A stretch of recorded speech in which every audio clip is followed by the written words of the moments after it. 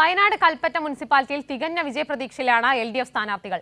വാർഡിലെ sitting കൗൺസിലറായ UDF പ്രതിനിധി വോട്ടർമാരെ കബളിപ്പിച്ചുവെന്നും ഇത്തവണ ഇടതുപക്ഷ ജനാധിപത്യ മുന്നണിക്ക് വമ്പിച്ച വിജയമുണ്ടാവുമെന്നും കൽപ്പറ്റ നഗരസഭ 4-ാം വാർഡ് LDF സ്ഥാനാർത്ഥി ഷബാനാസി. കൽപ്പറ്റ നഗരസഭയിലെ ഏറ്റവും പ്രായം കുറഞ്ഞ LDF സ്ഥാനാർത്ഥികളിൽ ഒരാളാണ് ഷബാന. ഞങ്ങളുടെ പ്രതിനിധി ചേതൻ സാജൻ തയ്യാറാക്കിയ റിപ്പോർട്ട് കാണാം. പ്രേക്ഷകരെ, ഞാനിപ്പോൾ നിൽക്കുന്നത് കൽപ്പറ്റ മുനിസിപ്പാലിറ്റിയിലാണ്. കൽപ്പറ്റ മുനിസിപ്പാലിറ്റിയിലെ 4-ാം വാർഡിലെ LDF സ്ഥാനാർത്ഥിയായ ഷബാനയാണ് കൈരളി ന്യൂസിനോട് ചേരുന്നത്. ഷബാനയ്ക്ക് ഒരു പ്രത്യേകതയുണ്ട്. മുനിസിപ്പാലിറ്റിയിലെ ഏറ്റവും പ്രായം കുറഞ്ഞ LDF സ്ഥാനാർത്ഥികളിൽ ഒരാളാണ് ഷബാന. ഷബാനയോട് തന്നെ നേരിട്ട് ചോദിക്കാം, എങ്ങനെയുണ്ട് പര്യടനമൊക്കെ? പര്യടനമൊക്കെ ഉഷാറായി പോകുന്നു. നമ്മൾ ഓരോ വീട് കയറുമ്പോഴും ഓരോരുത്തരായിട്ട് കാണുമ്പോൾ ഭയങ്കര സന്തോഷമാണ്. ഓരോന്നുള്ള പോസിറ്റീവ് കാണുമ്പോൾ നമുക്ക് തന്നെ എന്താ പറയുക, ഭയങ്കര ഒരു ആത്മവിശ്വാസമാണ്.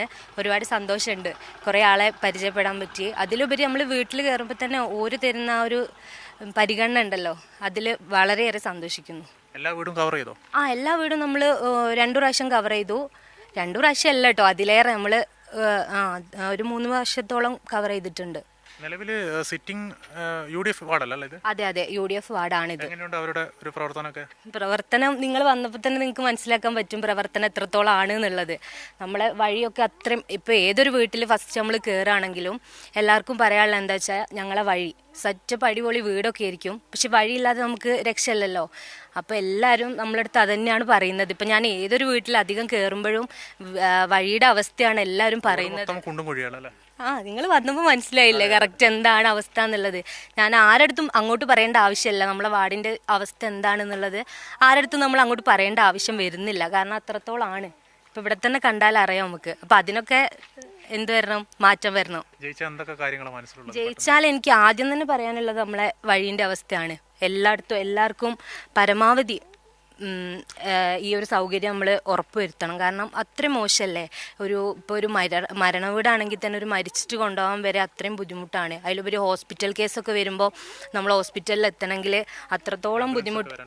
എല്ലാത്തിനും, എല്ലാ കാര്യത്തിനും. ഇപ്പോൾ ഞാൻ പ്രഗ്നൻ്റ് ആയ സമയത്ത് തന്നെ ഈ ഒരു ബുദ്ധിമുട്ട് ഒരുപാട് അനുഭവിച്ചിട്ടുള്ള ആളാണ്. ഒരു ഓട്ടോ നിർത്തിയാൽ പോലും നമ്മൾ ഇങ്ങോട്ടാണ് നെടുങ്ങോടേക്കാന്ന് പറഞ്ഞാൽ അവർ പറയും ഇല്ല, ഞങ്ങൾ പോവില്ല എന്ന് പറയും. ആ ഒരു അവസ്ഥയാണ് നമ്മളെ നാടിൻ്റെത്. അപ്പം മെയിനായിട്ട് നമുക്ക് എന്തായാലും നമ്മളെ വഴിയിൽ നമ്മളെ റോഡ്, പിന്നെ അതുപോലെ കുടിവെള്ളം, അങ്ങനെ ഒരുപാട് ആഗ്രഹങ്ങളുണ്ട്. എല്ലാ വീട്ടിലും എത്തണം. എന്തായാലും ഒരു മാറ്റം വേണം. മാറ്റം ആഗ്രഹിച്ചിട്ടാണ് ഞാൻ ഇതിനിറങ്ങിയത്. മാറണം. എല്ലാവരും മാറി ചിന്തിക്കട്ടെ. അതിൻ്റെ കൂടെ എല്ലാവരുടെയും കൂടെ ഞാനുണ്ടാവും, ഉറപ്പാണത്. തീർച്ചയായും നല്ലൊരു മാറ്റം ഇവിടെ ഉണ്ടാവട്ടെ എന്ന് ആശംസിക്കാം. സ്ഥാനാർത്ഥിക്ക് എല്ലാവിധ വിജയ ആശംസകളും നേരുകയാണ്.